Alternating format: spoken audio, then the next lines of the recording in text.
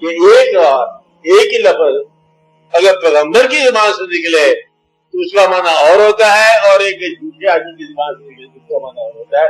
اللہ کا لفظ جو ہے جب پیغمبر کہے تو اس کا اور معنی ہے، اور ایک عام آدمی جو کہے تو اس کا مطلب اور ہو جاتا ہے، وہ اللہ ہی اور ہو جاتا ہے۔ کیسے؟ خواہش مند آدمی کا اللہ کچھ خواہش ہے، بیمار جب کہتا ہے یا اللہ، کیا کسی کہہ رہا ہے شفا دینے والا، تو باقی اللہ کو نہیں پکار رہا کہ میں اپنے اللہ کو یاد کر رہا ہوں۔ بیمار آدمی اللہ کو یاد کر رہا ہے، کیا کر رہا ہے؟ شفا کو یاد کر رہا ہے۔ غریب آدمی آج کل بڑا یاد کر رہا ہے اللہ کو، کیوں؟ پیسہ دینے والا، رزق دینے والا، کہتے ہیں اللہ کو یاد کر رہے ہیں، اور باہر جانے کا سفر کا ویزا نہیں مل رہا، اللہ کو یاد کر رہا ہے۔ مطلب مکان نہیں بن رہا، کس کو یاد کر رہا ہے؟ اللہ کو یاد کر رہا ہے۔ تو اللہ کو یاد کرنا ضرورت کے مطابق اور ہے، اور بغیر ضرورت کے اللہ کو یاد کرنا اور ہے۔